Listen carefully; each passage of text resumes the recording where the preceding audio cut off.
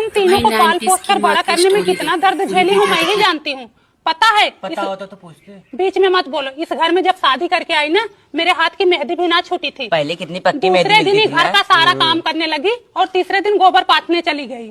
तुम्हारे बुआ और पेट फुलना जो आज लखनऊ में है ना, मुझसे रोज झगड़ा करती थी, हर काम में कंपटीशन करती थी, मुझे रोज रुलाती थी। तुम्हारी दादी और बुआ दोनों मिलकर तुम्हारे पापा को भड़काती थी और तुम्हारे पापा मुझे रोज मारते थे। ठीक से खाना भी नहीं खाने देती थी। तुम्हारी दादी तो मुझे बालों में लगाने के लिए सरसों का तेल भी नहीं देती थी, बोलती थी इतनी में सब्जी बन जाएगी। एक बार तुम्हारे पापा दिल्ली चले गए 1 महीने के लिए, तुम्हारी दादी और बुआ ने मिलकर मुझे इतना मारा था कि ये कमर जो है ना आज भी दर्द करती है। ये जो हाथ देख रहे हो ना, यहाँ निशान ना, तुम्हारी दादी ने मुझे जला दिया था। एक बार बीमार हुई तो इन लोगों ने दवा भी नहीं कराई, मुझे मायके भेज दिए। अगर तुम्हारे नाना नानी ना होते ना तो आज मेरी जान भी ना बचती।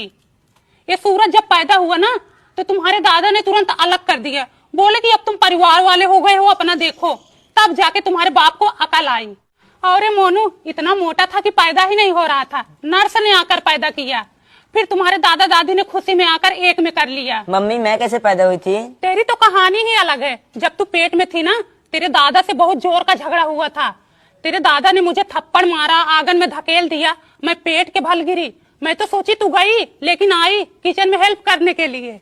फिर तुम्हारे पापा हमें लेकर अलग हो गए। हाँ मुझे याद है। मुझे भी। हाँ तुम दोनों बहुत छोटे छोटे थे। फिर हम झोपड़े में रहने लगे। तुम्हारे दादा गुस्से में आकर झोपड़ा भी उजाड़ दिए, बोले कि मेरा घर है, नहीं रहने देंगे। और उसी टाइम बारिश भी शुरू हो गई। हम झोपड़े के ऊपर पन्नी डालकर रहते थे, चूल्हे पे पानी टपकता था, छाता लगा के खाना बनाती थी। ये जो घर देख रहे हो ना, तुम्हारे पापा और मैंने एक एक ईंट जोड़कर बनाया है।